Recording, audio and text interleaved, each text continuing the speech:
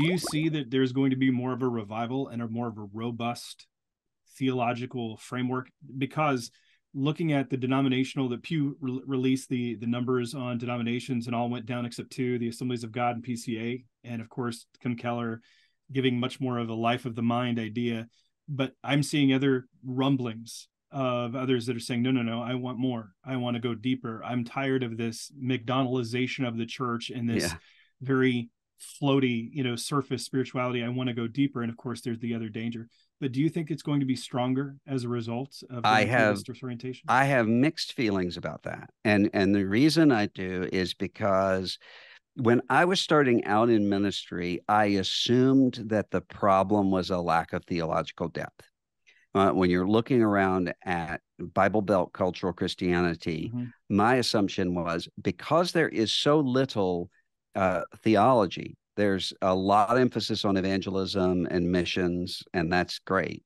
There's a lot of emphasis on maintaining programs, but there's not a lot of deep theology. That the way we counter that is with theological depth. What I came to see over time is that you could end up with all the same problems of cultural Christianity, but just with a group of people who are stroking their chins and blasting people with theological arguments instead of evangelizing their neighbor.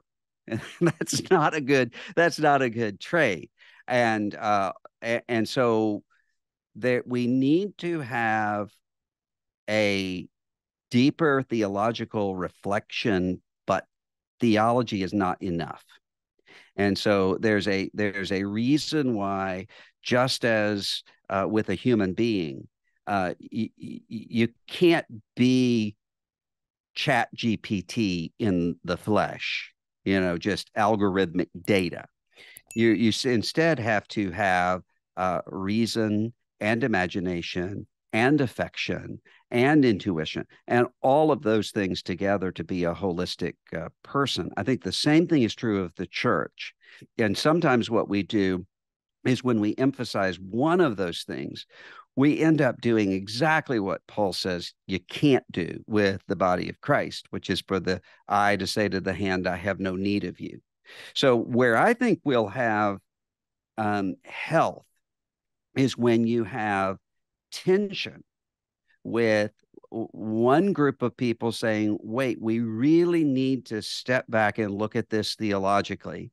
And another group of people who are saying, yes, but we have an urgency to share the gospel. And another group of people who are saying, we have neighbors who are hurting around us.